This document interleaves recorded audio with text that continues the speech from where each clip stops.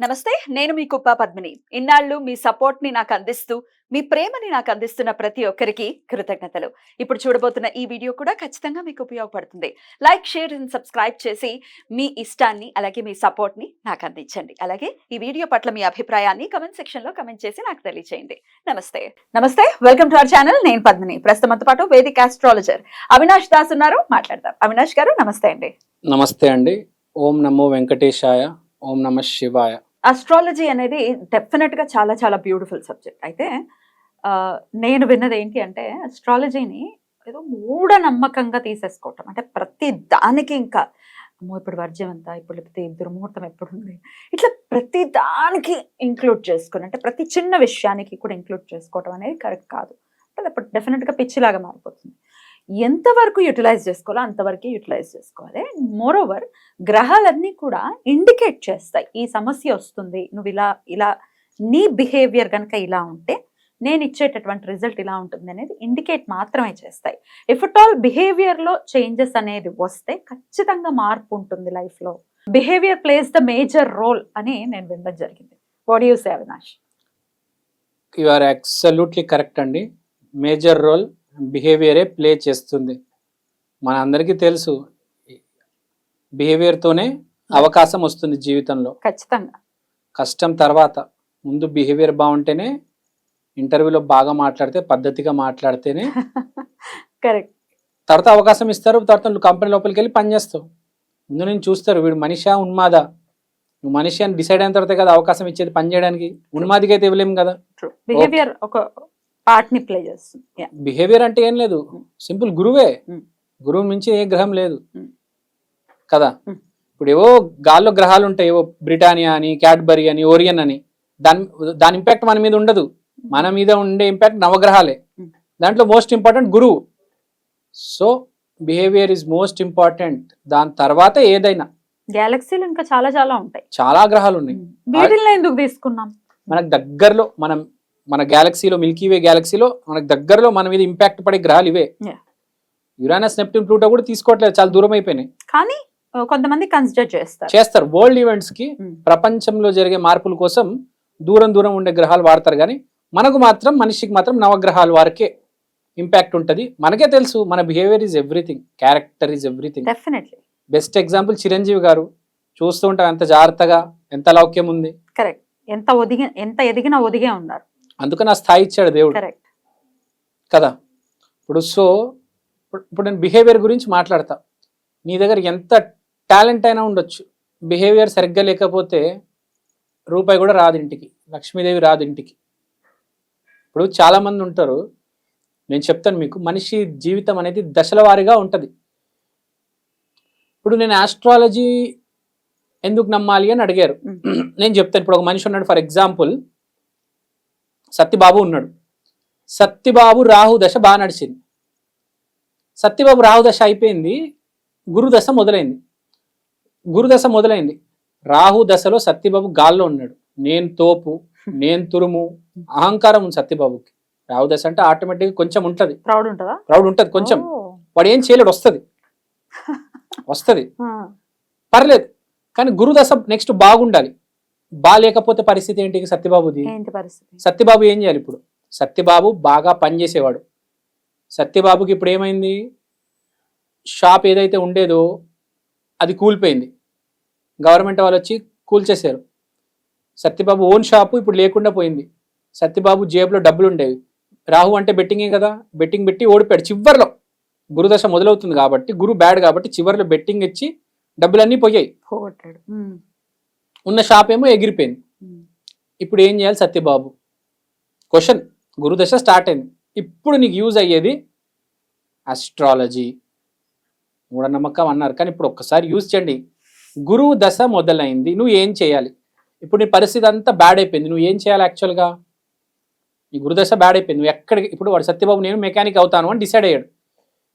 ఎక్కడికి వెళ్ళిన సార్, నేను పరిస్థితి బాగాలేదు సార్, బెట్టింగ్ చేసి ఇక్కడక్కడ డబ్బులన్నీ పోగొట్టేసారు, షాప్ కూడా కబ్జా అయిపోయింది, గవర్నమెంట్ వాళ్ళు కూల్చేశారు. జరుగుతుంది, చూస్తుంటాం కదా, స్థలాలు కబ్జాలు చేస్తారు, షాపులు.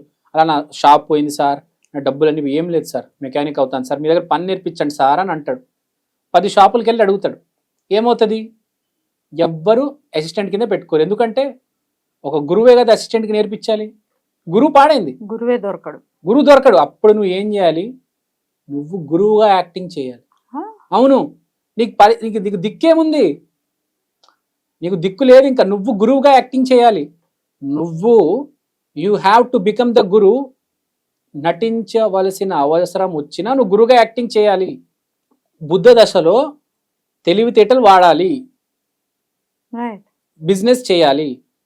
జాబ్ చేసావనుకో ఆ జాబ్లోనే ఉంటుంది జీవితం. బుద్ధ దశంలో వ్యాపారం చేస్తే తెలివితేటలు వాడి బుద్ధుడు యోగిస్తాడు. గురువు దశలో ఇప్పుడు నువ్వు మెకానిక్ అవ్వాలనుకున్నావు, అవలేకపోయి ఏం చేయాలి, అప్పు తీసుకో, బయట నుంచి అప్పు తీసుకొచ్చి ఒక షాప్ పెట్టు, 2-3 మెకానిక్లు పెట్టు. అప్పుడు నువ్వే గురువి కదా, షాప్ లో ఓనర్వి. అలా అంటున్నారు. అప్పుడు అసిస్టెంట్ల దగ్గర గురువు నేర్చుకుంటాడు. కొంతమంది అట్లా మేనేజ్ చేస్తారు. అసిస్టెంట్ గురువు దగ్గరికి వీడు వెళ్ళి నేర్చుకోవట్లేదు, ఇక్కడ వీడు గురువు అయ్యి అసిస్టెంట్ల దగ్గర నేర్చుకుంటున్నాడు రివర్స్ లో.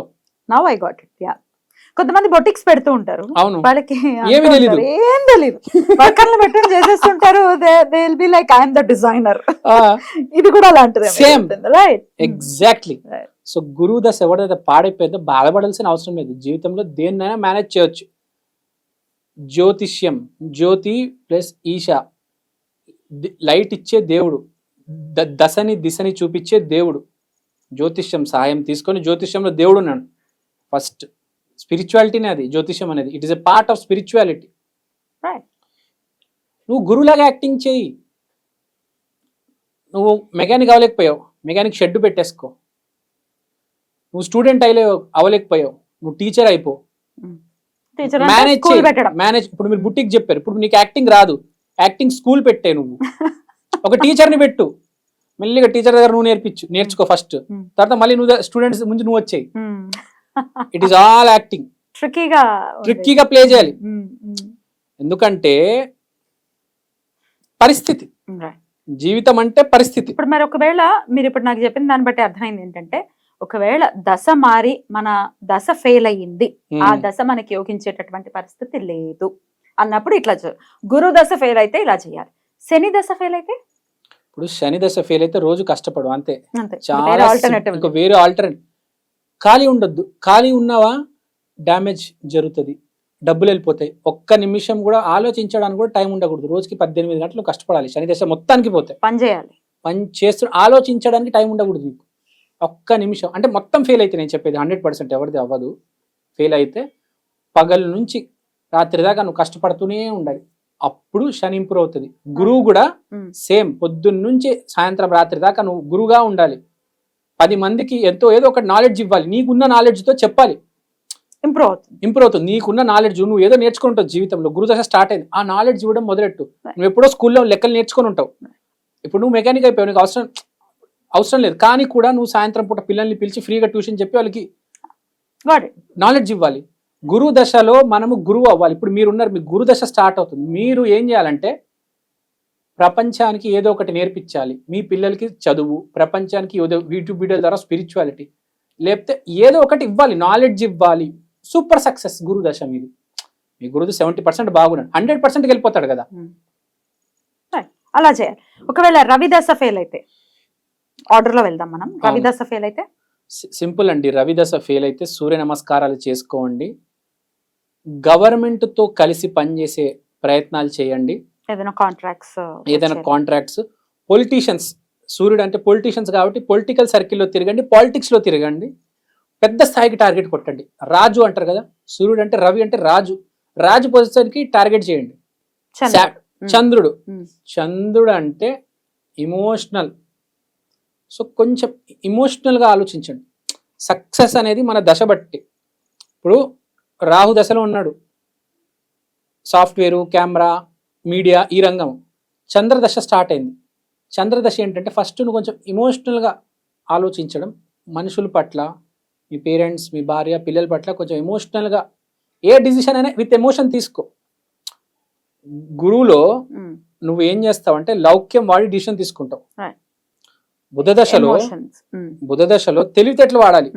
లౌక్యం పనికిరాదు, అంటే అందరు మంచి కోరాలి, పాజిటివిటీ పనికిరాదు. 100% నువ్వు తెలివితేటలు వాడాలి బుధ దశలో. మూన్ లో మాత్రం లౌక్యం ఉండాలి, ఎమోషనల్ గా ఉండాలి. సో ఏ దశకు తగ్గినట్టు ఆటోమేటిక్ దశ నేను మారుస్తుంది. Right. ఇప్పుడు మీది రాహు దశ నడుస్తుంది కాబట్టి మీరు ఒక రకంగా ఉన్నారు. రేపు గురు దశ స్టార్ట్ అవుతే మీరు పద్మిని గారు కాదు, మీరెవరో కొత్త మనిషి అండి. నేను ఇప్పుడు నేను ఇప్పుడు దాకా మిమ్మల్ని ఇలా చూడలేదండి. ఏంటి మీ మార్పారు సడన్ గా?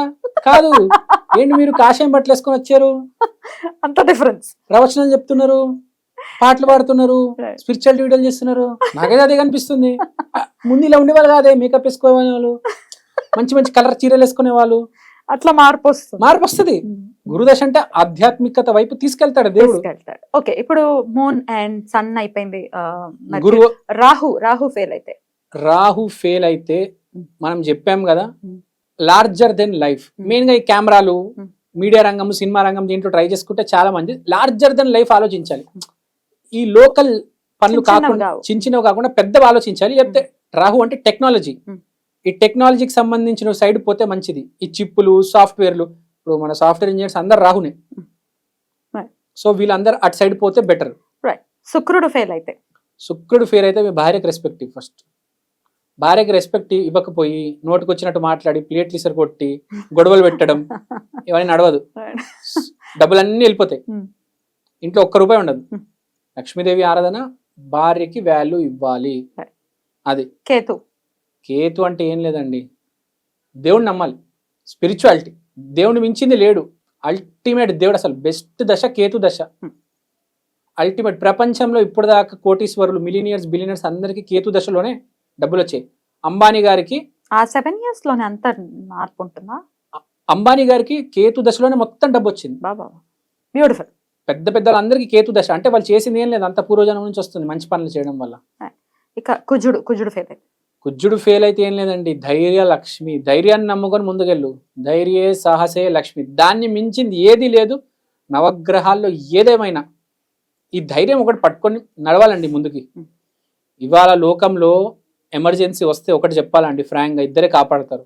కుజుడికి సంబంధించిన ఆంజనేయ స్వామి 2 దశమహావిద్యలు. ఇద్దరిని నమ్ముకుంటే ఎమర్జెన్సీ సిచ్యువేషన్లో బయటపడతాం. వేరే గ్రహాలు ఏవి ఫ్రాంక్గా చెప్పాలంటే అంత ఎఫెక్ట్ చూపించవచ్చు. ఆంజనేయ స్వామి ఒక్కరు చాలండి జీవితాలు మార్చడానికి. బ్యూటిఫుల్. అయితే బిహేవియర్ లో చేంజెస్ తెచ్చుకుంటూ ఇప్పుడు మనకు తప్పదు. అద్భుతం, చాలా బ్యూటిఫుల్ గా ఎక్స్ప్లెయిన్ చేశారు. Thank you so much. నమస్తే.